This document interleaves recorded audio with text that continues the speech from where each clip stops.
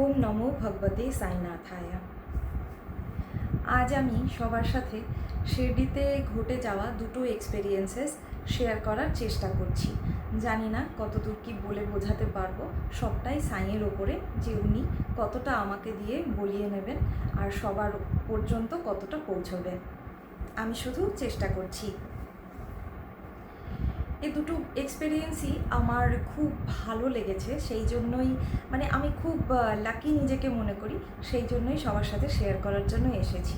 Actually আমি বিশ্বাস করি, আর সাইও কোথাও না কোথাও বলেছেন যে যত বেশি ঈশ্বরের আলোচনা হয়ে থাকে তত বেশি ঈশ্বর প্রাপ্তিও ঘটতে পারে। বাকি তো সব নিজের নিজের মানসিকতার উপরে, যে কে কীভাবে কোন জিনিসকে গ্রহণ করবে। খুব গরম।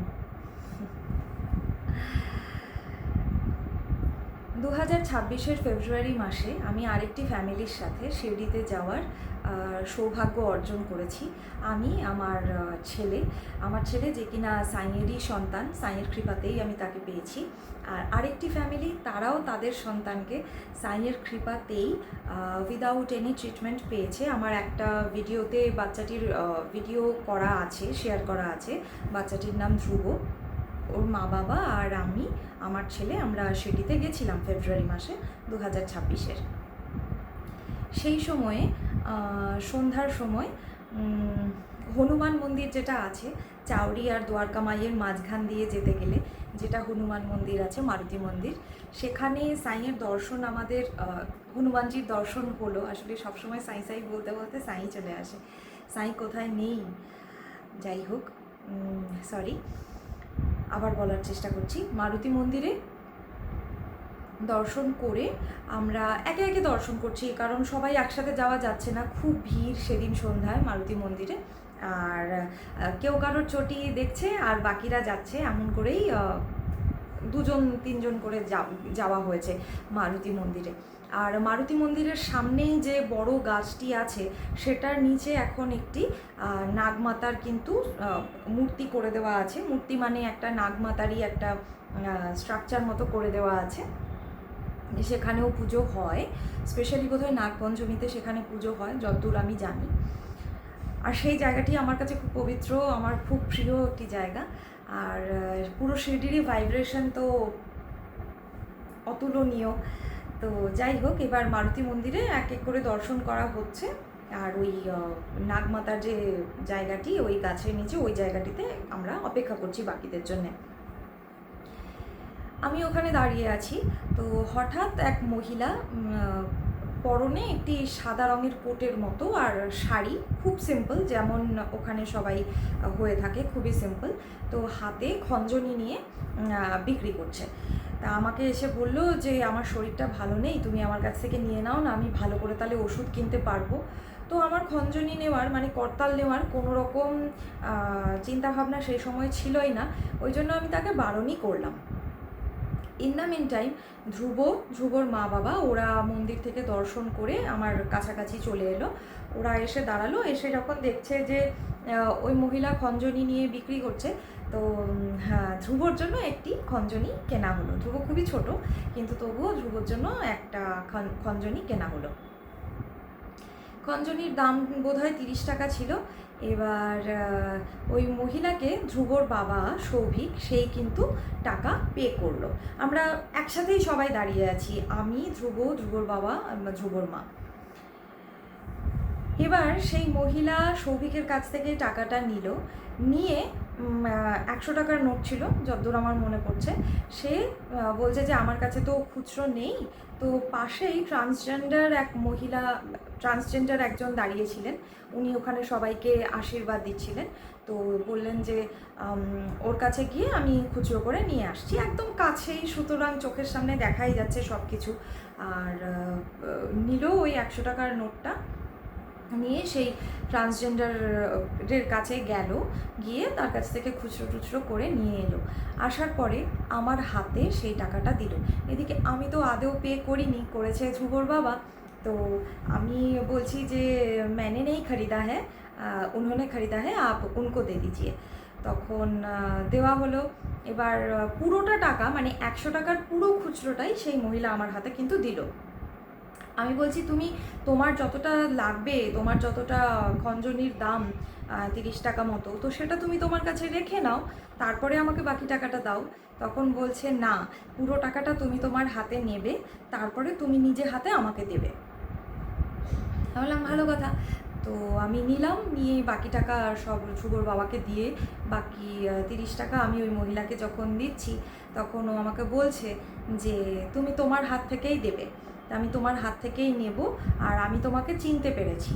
তোমার কি মনে হচ্ছে আমি তোমাকে চিনতে পারিনি? আমি জানি তুমি লক্ষ্মী স্বরূপা, मुझे पता है तुम लक्ष्मी का रूप हो और मुझे तुम्हारे हाथ से ही लेना है। আমি তো একটু কেমনই লাগলো, কারণ জেনারেলি কোথাওই কেউ এভাবে তো বলে না। আমার সাথে এগুলো হতে থাকে, ঠিক আছে, সাইয়ের অনেক অনেক কৃপা যে একটু অন্যরকম সব ক্ষেত্রেই আমার সাথে হয়, যেখানে ঈশ্বর আমার সাই সর্বত্রই বুঝিয়ে দেন যে উনি প্রত্যেক পদক্ষেপেই আমার সাথে আছেন। ওই মহিলা যা কিছুই বললেন আমি সেটাকে সাইয়ের আশীর্বাদ মনে করেই অ্যাকসেপ্ট করলাম। এবার টাকা দেওয়া নেওয়া সব হয়ে গেল, উনি যথারীতি চলে গেলেন। আমরা ওখানেই দাঁড়িয়ে আছি, দাঁড়িয়ে আমরা ডিসকাস করছি যে এরপরে আমরা কোন দিকে যাব, কি করব না করব সব। হঠাৎ ওই মহিলা আবার ভিড়ের মধ্যে থেকে এলেন, এসে আমার কাছে ডাইরেক্ট দাঁড়িয়ে বলছে, একটা উদি আমাকে দিয়ে, উদির প্যাকেট আমাকে দিয়ে বলছে, এটা তোমার কাছে রাখো, আর এটা তুমি তোমার পার্সেই কিন্তু রাখবে, এটা তোমার জন্য, আর তুমি তোমার পার্সেই রাখবে সব সময়। বলে আমার হাতে ওই উদিটা দিয়ে ভিড়ের মধ্যে মানে কোথায় যে মিশে গেল, আমি অনেক দেখার চেষ্টা করলাম, খোঁজার চেষ্টা করলাম, কিন্তু আমি আর দেখতেও পেলাম না, খুঁজে তো পেলাম না। কিন্তু উনি আমার কাছে তো সাইয়ের রূপ। আর এই যে একটা কথোপকথন হলো না, যে আমি জানি তুমি লক্ষ্মীর রূপ, তুমি কি মনে করেছো আমি তোমাকে চিনতে পারছি না? তো এই কথাটা আমি আমার ছোটোবেলার থেকে হঠাৎ কিন্তু শুনেছি। এমন না যে আমি ওই মহিলার কাছেই প্রথমবার শুনেছি, আমি রেয়ার শুনেছি এই কথাটা আমার নিজের ক্ষেত্রে, কিন্তু আমি এই জিনিসের মধ্যে দিয়ে গেছি এর আগেও। আর কোথাও না কোথাও এরকম কিন্তু সবার সাথে যে হয়, আর ওই মহিলা যে সবার সাথেই করবেন, এটা আমি মেনে নিতে পারি না। কারণ কেন উনি করবেন এমন? উনি তো খঞ্জনি বিক্রি করছেন, আর খঞ্জনি তো বিক্রি করছেনই, ঘুরে ঘুরে বিক্রি করছেনই, ওখানে আরও অনেকে খঞ্জনি বিক্রি করছিল। ওনার যেটা কনভারসেশন ছিল শুধু আমার জন্য, যখন কিনা আমার পাশেই দাঁড়ানো ধ্রুবর মা বাবা, ওদের সাথে কিন্তু কোনো রকম কনভারসেশন ওনার হয়নি। ধ্রুবর বাবা টাকা দিয়েছে, কিন্তু তারপরেও ওই মহিলার ইন্টারাকশানটা শুধুমাত্র আমার সাথেই ছিল। আমি নিইনি খঞ্জনি সেটাও উনি জানেন, পয়সা আমি দিচ্ছি না সেটাও উনি জানেন, তারপরেও উনি কিন্তু ইন্টারাকশানটা, কনভারসেশনটা যতটুকু করেছেন শুধু আমার সাথেই করেছেন। পার্টিকুলার উদির ওই পুড়িয়াটা, উদির প্যাকেটটা উনি আমাকেই এনে দিলেন। আর আমি নিজেকে ভীষণ ভীষণ ভীষণ সৌভাগ্যবতী মনে করি, সাইয়ের সন্তান রূপে আমি সবটাই অ্যাকসেপ্ট করেছি। উনিও তো কোথাও না কোথাও কোনো দেবীর রূপ হতেই পারেন, সাইয়ের রূপই, সেটা মনে করেই আমি আরও ওনার আশীর্বাদটা গ্রহণ করেছি। এটা হলো একটা এক্সপিরিয়েন্স। দ্বিতীয় এক্সপিরিয়েন্সটা এক বৃহস্পতিবারের। সেদিন সকালবেলা শিরডিতে আমি আর আমার ছেলে, আমরা দুজন যথারীতি সাইয়ের দর্শন করেছি বৃহস্পতিবার। এবার খুব ভালো দর্শন হয়েছে। আর সেদিন আমার খুব ইচ্ছে করেছে যে সন্ধ্যের সময় আমি লেন্ডিবাগে প্রদীপ জ্বালবো।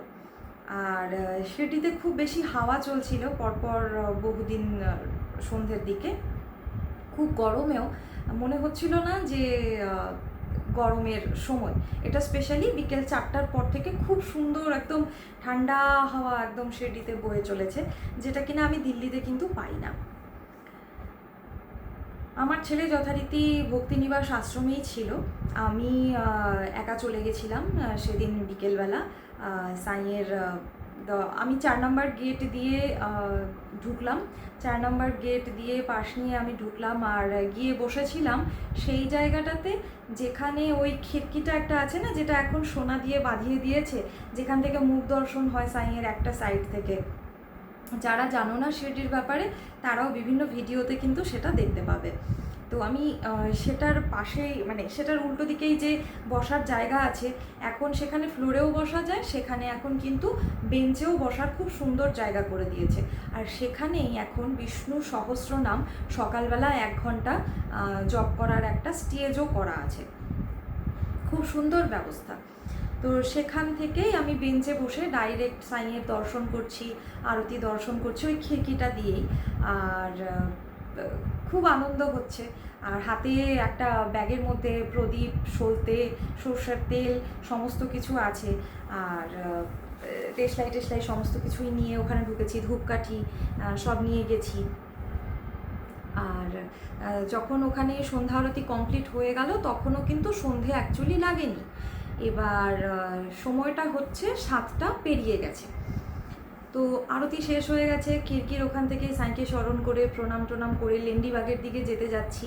তো গুরুস্থানের ওই দিক দিয়ে যখন সবাই লাড্ডু বা বোঁদে ওই প্রসাদগুলো গ্রহণ করে মন্দির থেকে, সাইয়ের সমাধি মন্দির থেকে দর্শন করে বেরোচ্ছেন, তো ওখানে দেখছি যে একজন ভদ্রলোক, তার বয়স মোটামুটি 50-এর ওপরে তো হবেই হবে, হাতে বা হাতে একটি গোল্ডেন কালারের ঘড়ি পরা, আর খুব খুব সৌম্য তার চেহারা, হাফ শার্ট, ক্রিম কালারের শার্ট আর ব্রাউন কালারের প্যান্ট উনি পরা, হাতে একটা থলে রয়েছে ওনার। তো উনি বেরোচ্ছেন আর কি গুরুস্থানের ওই দিক থেকে, হাতে ওই বোঁদে বা লাড্ডু ওই প্রসাদটা নিয়ে, বোঁদে প্রসাদটা নিয়ে উনি বেরোচ্ছেন। এবার সবাই তো ওখানে শিরডিতে হাতে ঘড়ি পরে ঢোকে না, আমি টাইমটা বুঝতে পারছি না যে কটা বাজছে। সেই ক্ষেত্রে আমি ওই লোকটার হাতে ঘড়িটা দেখতে পেয়ে আমি লেন্ডিবাগের দিকে যাচ্ছি, আর উনি দর্শন করে জাস্ট বোধে প্রসাদটা গ্রহণ করে বেরোচ্ছেন, সিঁড়ি দিয়ে নামছেন। এবার আমি ওনাকে বললাম, এক্সকিউজ মি স্যার, টাইম ক্যা হো রাহা হ্যায়? উনি আমাকে ঘড়ি দেখে বললেন 7:10 বাজ রাহা হ্যায়। আমি বললাম থ্যাংক ইউ। আমি বলতেই উনি ওনার ডান হাতটা এগিয়ে দিয়ে আমাকে একটি ছোট্ট পুড়িয়া দিলেন উদির। আমি না পুরো মেসমেরাইজড একেবারে। আমি কোন জোনে যে চলে গেলাম আমি সেটা বোঝাতে পারবো না। শুধু যারা ভক্ত, যারা সাঁইকে ভালোবাসে বা যারা আধ্যাত্মিক জগতে আছে তারাই বুঝতে পারে যে মানে সেদিন সেই সময় আমার ফিলিংসটা কি হলো। কারণ উদিত দুষ্প্রাপ্য, যিনি এত কষ্ট করে বৃহস্পতিবার লাইনে দাঁড়িয়ে ঘন্টার পর ঘন্টা সাইয়ের উদি প্রাপ্ত হয়েছেন, উদি প্রাপ্ত পেয়েছেন, সাইয়ের আশীর্বাদ সেটা তিনি আমাকে কেন দিতে যাবেন? আর আমি এত ভিড়ের মধ্যে আরও 1-2জনের আমি হাতে ঘড়ি দেখেছি, আর ওনাকেই জিজ্ঞেস করার আগে আমি আরেকজনকে জিজ্ঞেস করেছিলাম যে কয়টা বাজছে। উনি আমাকে হাতে ঘড়িটা এমন করে দেখিয়ে বললেন বন্ধ হয়ে গেছে ঘড়িটা। তো পার্টিকুলার ওই লোকটাকেই কেন আমি জিজ্ঞেস করলাম, কেন ওনার গেট আপটা দেখে আমার কোথাও না কোথাও একটু আলাদা মনে হলো, আমি জানি না। এটা খুব রেয়ার হয় যে অনেকের ভিড়ের মধ্যে হঠাৎ কখনো আমাদের কাউকে দেখলে পরে মনে হয় যে ইনি একটু আলাদা। আমার জাস্ট সেই ফিলিংসটাই সেই সময় ছিল। কিন্তু উদিটা পাওয়ার পর যে অনুভূতি, যে তৃপ্তি, যত শেয়ার করব কারোর সাথে তত আমার সেই আনন্দ, সেই তৃপ্তি, সেই সময়ের এক্সপেরিয়েন্সটা আমার আরও বেশি উপলব্ধি হতে থাকে, আরও বাড়তেই থাকে। আমার খুব আনন্দ হয়। যারা বুঝতে পারবে না তারা পাগল মনে করবে, কিন্তু যারা জানে যে সাইয়ের ভক্তি কি অসাধারণ, উনি প্রত্যেক পদক্ষেপে কিভাবে আঁকড়ে ধরে রাখেন, জড়িয়ে ধরে রাখেন তার ভক্তকে। নইলে আমি সেই সময় বৃহস্পতিবার দিন ওই উদি পেতে এইভাবে পারি না। পার্টিকুলার কেন আমি তার কাছেই জানতে যাব কটা বাজছে, তিনিই কেন আমাকে হাত এগিয়ে দিয়ে উদিটা দেবেন, এটা সাইয়ের ইচ্ছা ছাড়া, সাইয়ের আশীর্বাদ ছাড়া সম্ভব না। তারপরে তিনি আবার লেন্ডিবাগের দিক থেকে ওই 5 নম্বর গেট দিয়ে বেরিয়ে গেলেন, আর আমি লেন্ডিবাগে প্রবেশ করলাম প্রদীপগুলো জ্বালানোর জন্য। এবার প্রদীপের কথাতেও একটু আসি। প্রচণ্ড হাওয়া চলছে, ওখানে যত প্রদীপ ছিল সেই সময়ে সব প্রদীপ নিভে গেছিলো, শুধু একটা প্রদীপ জ্বলছিল। আমি এবার দেশলাই জ্বালছি, প্রদীপ সব অ্যারেঞ্জ করে নিয়ে একদম তেল দিয়ে সলতে দিয়ে কিছুতেই আমি দেশলাই জ্বালতে পারছি না। এবার সাইয়ের কাছে প্রার্থনা করছি, আওয়ার উল্টো দিকের ডাইরেকশানে দাঁড়িয়ে আছি, কিন্তু কিছুতেই হচ্ছে না। প্রত্যেকটা প্রদীপ ওখানে নিভে গেছে, বড় থেকে ছোট। আমার প্রদীপগুলো ছিল মাঝারি সাইজের। এবার সাইয়ের নাম স্মরণ করতে করতে আমি একটা প্রদীপ জ্বালানোর চেষ্টা করছি। আগে থেকে যে প্রদীপগুলো জ্বলছিল তার মধ্যে একটা মাত্র প্রদীপ ছিল যেটা জ্বলেছিল, তার থেকে জ্বালানোর চেষ্টা করছি আমি আমার একটা প্রদীপ। আর সাইকে বলছি যে সাই, এত হাওয়া হচ্ছে, কি করে আমি 3খানা প্রদীপ জ্বালবো, তুমি রাস্তা দেখাও, তুমি বলে দাও। হঠাৎ সাই আমাকে বলছেন যে তুই যে 3টে প্রদীপ এনেছিস সেই 3টে প্রদীপ জেলে একসাথে মুখ করে দে, মানে 3টে প্রদীপের আলাদা আলাদা মুখ থাকবে না, 3টে প্রদীপের শিখা একসাথে করে দে, হাওয়াও তাহলে কিছু করতে পারবে না, ও যতক্ষণ তেল থাকবে, যতক্ষণ জ্বলার ও জ্বলবে, প্রদীপের সলতেগুলো একসাথে করে দে। আমরা আরে এটা তো দারুণ একটা আইডিয়া, উফ কি আনন্দ। একখানা আমি সেই ওই প্রদীপ থেকে জেলে নিয়ে নিজের প্রদীপ, ঠিক সাই যেভাবে আমাকে ডাইরেকশান দিলেন, আমার বাকি প্রদীপগুলো মানে টোটাল 3টা প্রদীপ আমি সেভাবে জেলে নিয়ে একসাথে সেই 3টের মুখ করে দিলাম। আর সেটা এত সুন্দরভাবে জ্বলতে থাকলো, সত্যি সেই মানে প্রচণ্ড হাওয়ার বেগ একদম, কিন্তু এতটুকুও কোথাও কোনো প্রবলেম হলো না। আমার সলতে আমার প্রদীপ কিন্তু জ্বলছেই, সাইয়ের নাম করে জ্বালালাম। এবার যখন ধূপকাঠি জ্বালালাম তখন আমাকে এক লেডি বলছেন যে এখানে ধূপকাঠি লাগিয়ে দেওয়ার কোনো জায়গা নেই, তুমি এক কাজ করো, গাছের টবের মধ্যে গিয়ে লাগিয়ে দাও। আমি বললাম না, গাছগুলোর তো কষ্ট হবে, ওরা না হয় বলতে পারে না, কিন্তু ওদের কি কষ্ট হবে না ধোয়াতে বা আগুনের মধ্যে? প্রত্যেকেরই তো প্রাণ আছে। এতটা বলিনি সেই মহিলাকে, এটা আমার নিজের ফিলিংস, যে যেহেতু প্রত্যেকের মধ্যেই ঈশ্বর আছেন, প্রাণ আছে প্রত্যেকেরই সুবিধা অসুবিধার কথা কিন্তু আমাদের ভাবা উচিত, তাহলে কিন্তু আমরা ঈশ্বরেরই সেবা করে থাকি। কিছুক্ষণ পরে আমি একটা পাইপের মধ্যে একটি হোল খুঁজে পেলাম, তার মধ্যে ওই ধূপকাঠির স্টিকগুলো রাখলাম। আর সেই মহিলাকে আমি গিয়ে বললাম যে আপনি এক কাজ করবেন, ওখানে কিন্তু পাইপের মধ্যে লাগানোর জায়গা আছে আমি দেখতে পেলাম, যদি আপনাকে আগরবাতি ধূপকাঠি জ্বালাতে হয় আপনি ওখানে জ্বালবেন। আমি ইনডাইরেক্টলি বলতে চেয়েছিলাম যে গাছগুলোকে কষ্ট দেবেন না। তারপরে সব দর্শন হয়ে যাওয়ার পরে, মানে প্রদীপ ধূপকাঠি সাইয়ের নামে জ্বালার পরে নিজেকে শান্ত করে, নিজেকে তৃপ্ত করে দত্তাত্রেয় মন্দিরে গিয়ে তারপর নন্দাদ্বীপে দর্শন করে ভালো করে প্রণাম টনাম করে তারপর আবার 5 নম্বর গেট দিয়েই আমি বেরিয়ে গেলাম। 5 নম্বর গেট দিয়ে বেরিয়ে তারপরে আবার আমি ভক্তিনিবাসে চলে এলাম। আর এই যে দুটো জায়গা থেকে আমার উদি পাওয়া, একজন মহিলা আর একজন পুরুষ, তারা স্বেচ্ছায় আমাকে যে উদিটা দিলেন, এটা আমার সাইয়ের ইচ্ছা ছাড়া সম্ভব না, কোনোভাবেই সম্ভব না। উদির মধ্যেই তো সাই আছেন, সাই কি আর বলি, জানি না ভাষায় প্রকাশ করে কতটা নিজের এই উপলব্ধি, নিজের এই ভালো লাগা, নিজের সাইয়ের আশীর্বাদের প্রাপ্তিটা সবার অবধি পৌঁছে দিতে পারলাম, চেষ্টা করলাম। বাকি তো যা সাইয়ের ইচ্ছা, সাইয়ের মহিমা, সাইয়ের কৃপাতেই সবটা সম্ভব হচ্ছে। আজকের এই ভিডিওটার পেছনে ইন্সপিরেশন কিন্তু সাই, প্রত্যেকটা ভিডিওর পেছনেই ইন্সপিরেশন সাই, কিন্তু আজ বহুদিন পর আবার একটু লং ভিডিও করার জন্য অনেকটা টাইম অ্যারেঞ্জ করেও দিয়েছেন সাই।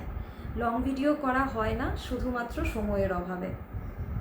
আর আমি জানি না এডিটিং, আমি সেজে গুজে একদম মানে খুব ভালোভাবে আমি পারি না, যা পারলাম যেভাবে পারলাম। আমার শুধু এইটুকুই ইচ্ছা যে সাই আনকাট, আনএডিটেড, যেটা আমার এক্সপিরিয়েন্স, আমি সবার মধ্যে সেটা প্রচার করে দেবো, প্রসার করে দেবো, শুধুমাত্র সেই উদ্দেশ্যেই আমি এই ভিডিওটি তৈরি করলাম। সবার মঙ্গল কামনা করছি, সবার ভালো হোক, সবার উন্নতি হোক। ওম নমো ভগবতে সাইনাথায়।